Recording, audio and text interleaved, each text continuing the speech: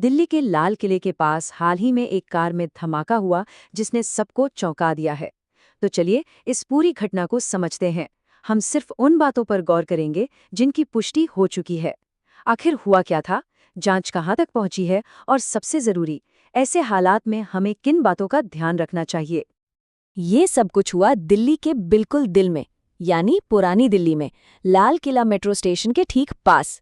ये एक ऐसा इलाका है जो हमेशा लोगों की चहल पहल से भरा रहता है और इसकी एक ऐतिहासिक पहचान भी है। तारीख थी 10 नवंबर 2025 और वक्त था शाम के करीब 7 बजे का।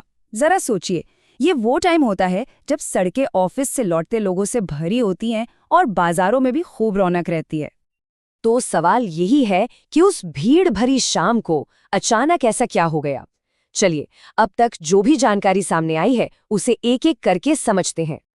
तो सबसे पहले उन बेसिक फैक्ट्स पर नजर डालते हैं जो अब तक कंफर्म हो चुके हैं। ये जानना बहुत जरूरी है कि असल में हुआ क्या था।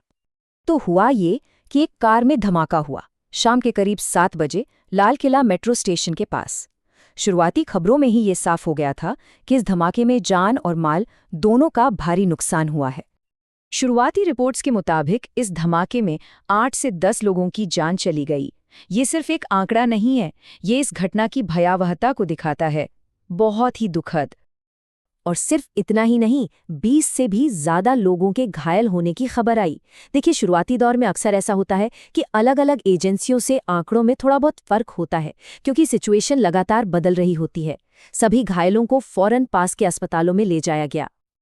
अब आते हैं इस सवाल पर कि ये धमाका हुआ कैसे, मौके से क्या सबूत मिले हैं और चश्मदीदों ने क्या बताया है। चलिए देखते हैं। जांच में जो बात सामने आई है वो ये है कि धमाका एक Hyundai i20 कार के अंदर हुआ था। ये कार सुभाष मार्ग पर ट्रैफिक सिग्नल पर खड़ी थी। धमाका इतना जबरदस्त था कि आसपास की कई गाड़ियों और ऑटो रिक्शा में या तो आग लग गई या वो बुरी तरह डैमेज हो गईं। सोशल मीडिया पर जो वीडियोस आए उनमें तो साफ दिख रहा था कि कैसे आग और धुएं का गुबार था और लोग डरे हुए थे। इस घटना के बाद जाहिर है प्रशासन और जांच एजेंसियां फौरन हरकत में आ गई। तो अब जमीन पर क्या हो रहा है और जांच किस तरफ आगे बढ़ रही है।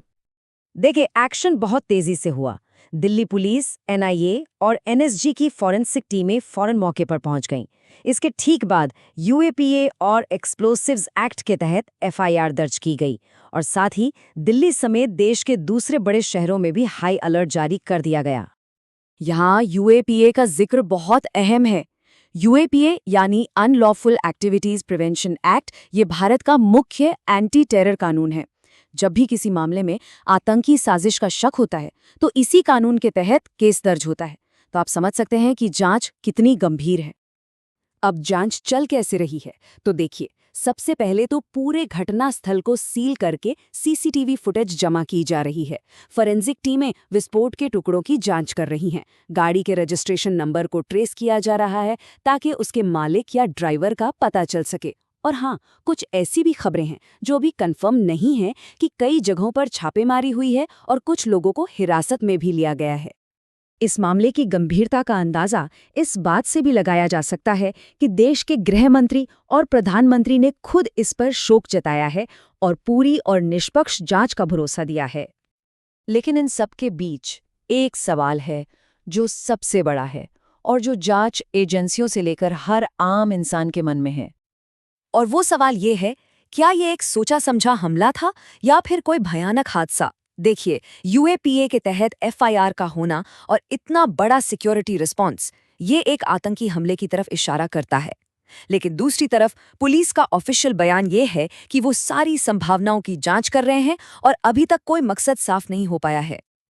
अब देखिए, जब तक पूरी तस्वीर साफ नहीं हो जाती, एक जिम्मेदार नागरिक के तौर पर हम सबकी भी कुछ जिम्मेदारियां बनती हैं। सबसे पहली और जरूरी बात, पुरानी दिल्ली और लाल किले के आसपास के इलाके में जाने से बचें। पुलिस जो भी निर्देश दे रही है उसका पूरी तरह से पालन करें। और हाँ, सबसे जरूरी, सोशल मीडिया पर कोई भी बिना जांचा परखा वीडियो या मैसेज आगे बिल्कुल फॉरवर्ड ना करें। सही जानकारी के लिए हमेशा भरोसेमंद न्यूज़ सोर्स का ही इस्तेमाल करें। तो फिर सही जानकारी मिलेगी कहाँ से? उसके लिए दिल्ली पुलिस का ऑफिशियल एक्स यानी ट्विटर हैंडल है और ANI, NDTV, रॉयटर्स, AP या अल जजीरा जैसे जाने-माने न्यूज़ संस्थान हैं। इनसे मिली जानकारी वेरीफाइड होती है। और आखिर में एक सवाल जो हम सबको खुद से पूछना चाहिए, ऐसे मुश्किल वक्त में एक गलत या झूठी खबर कितना बड़ा नुकसान कर सकती है। ये सिर्फ घबराहट ही नहीं फैलाती, बल्कि जांच के काम में भी रुकावट डाल सकती है। इसलिए जिम्मेदार बने और सुरक्षित रहें।